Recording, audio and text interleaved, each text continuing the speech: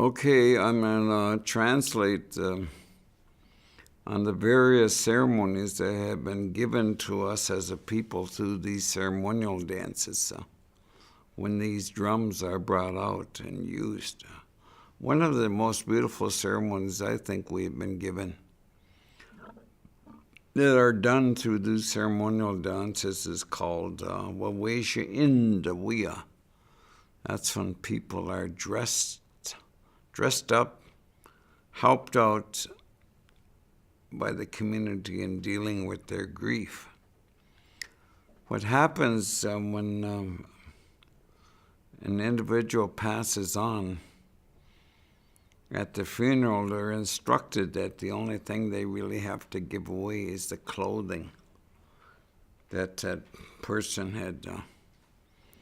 The person has, those are what you collect. And there's a small bundle that's created that's put on the floor below the casket. Usually contains 4 outfits, towel and washcloth, and tobacco.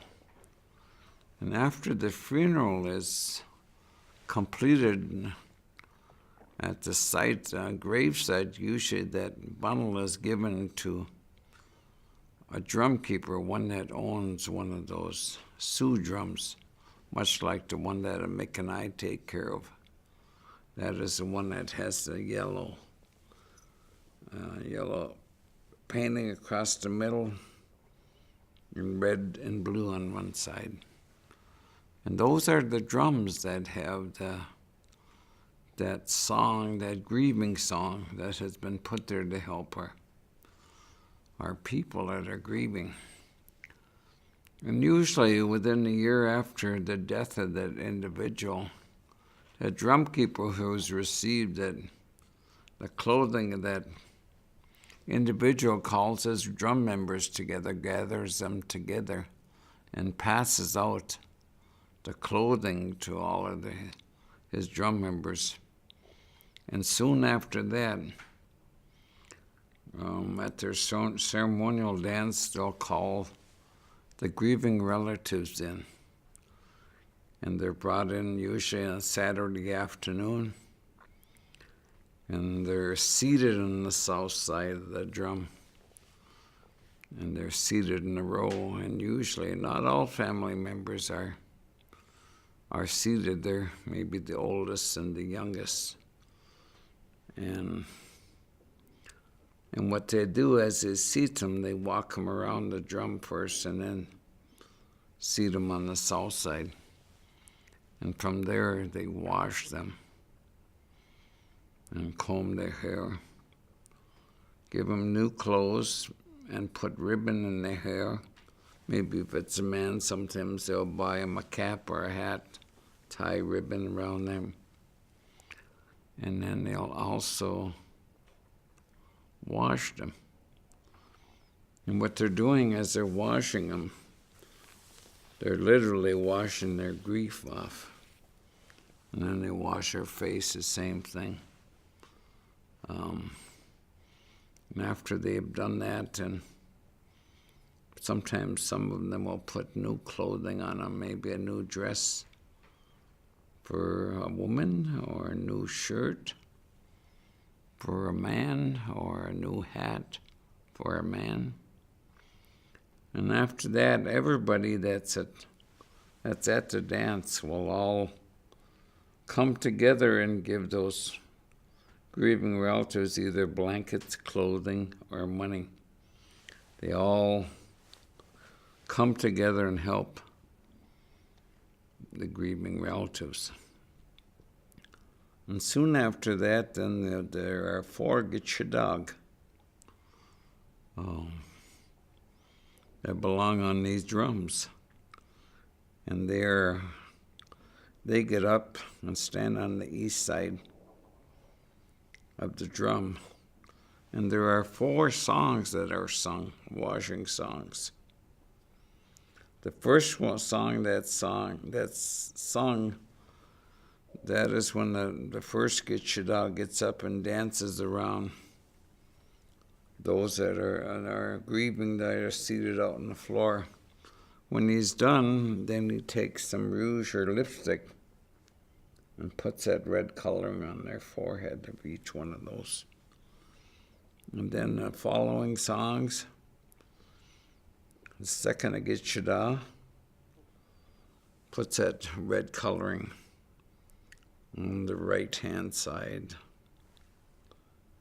No, left-hand side. Left cheek, the coloring. Then the third one comes along and puts it on the chin, the red coloring. And then the fourth one puts it on the right cheek. And then these Agitchada that are helping here are veterans. And the reason they're able to help in this ceremony is based on their war experiences. They have to have seen blood while they're overseas in a battle. And then this gives them an opportunity. This is where they get up and talk, and they tell why they're able to help in this particular ceremony, what it is that they saw when they were in battle, and had this ability to help. I always remember, I'm going to add some additional stuff here. I always remember my uncle talking about where he got his ability to do this. This can be passed on to another individual that's being at the time they're being dressed. That Agitchada will say, I'm giving you this. You can use and help other people in the same ceremony. And the old man that had talked to my uncle that gave him that ability to do this had talked about way back. He said they were traveling, he and a friend were, Anishinaabe friend were traveling along in the woods, and they came upon a white man, a Aazhoomog. And evidently they were in a war at that time, fighting it. They were fighting the Anishinaabe at that time. So what his friend did was just hauled off and killed the Aazhoomog. And that blood they saw at that time gave that old man the right to do this ceremony. He passed it on to my uncle. And I always remember when he told it, was at a dance. A lot of the people there didn't understand Ojibwe, and I was laughing to myself in the sense that they didn't know what my uncle was saying. But anyway, that's where he got his right to do this. After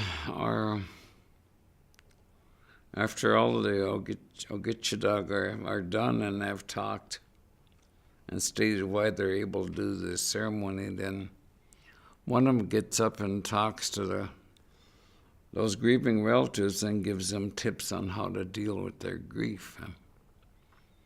And some of the things I can remember that they're told to try to enjoy yourself as much as possible while you're on this earth. But enjoy yourself. The relative that you have lost will also be doing the same over there. You need to let them go. If you're holding on to them and grieving and spending a lot of your time grieving, they are going to be doing the same up there. They're not going to be happy. So continue to do what you've always done. I've usually when I'll talk to these relatives at the time, I'll tell them, I always hear some of our Anishinaabe people saying, I can't dance for a year, I can't sing for a year because I lost a relative close to me. That is not what we're taught. We're taught to enjoy ourselves as much as possible. Also, they're taught to get up early, dress yourself nicely, hold your head up and smile as Anishinaabe people before you, and to also go to ceremonies, go around people. All of that will be helpful to you in dealing with your grief. So it's pretty much, I can't think of any more tips they gave them, but that's some of them. And then at that time they sang that song that's been put there on that drum to help our people who are grieving. And they are told when you get up to dance this song, it can drop most of the grief that is bothering you. You won't drop it all totally. And then everybody's going to join in and help you dealing with this grief. So that's what they do. So this ceremony has done wonders for our people, especially those who have had a hard time dealing with their loss. They see the community come together to help them. They see the gifts that they're given, and also all the coloring, which symbolizes to that which is bright and not that which is dark, and to enjoy themselves as much as possible. And then always being reminded, too, that in time you will see your relative that you've lost. You know, that each and every one of us have been put on this earth, and there is a time those Manidug decide when we have to journey off and change worlds. So at that time is when you'll see your relative. But also to remember that each one of us have been put on this earth for a reason. There is something we are to deal with or to work on while we're on this earth. For us each of us to find out what that is and accomplish it and get it done.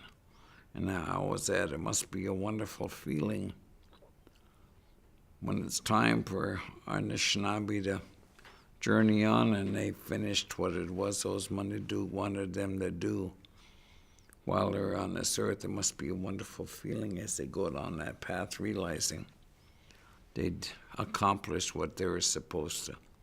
And I always tell our people that's what I call Anishinaabe success. Though this is a beautiful ceremony, it's something really wonderful that was given to our people through these drums. Miigwech.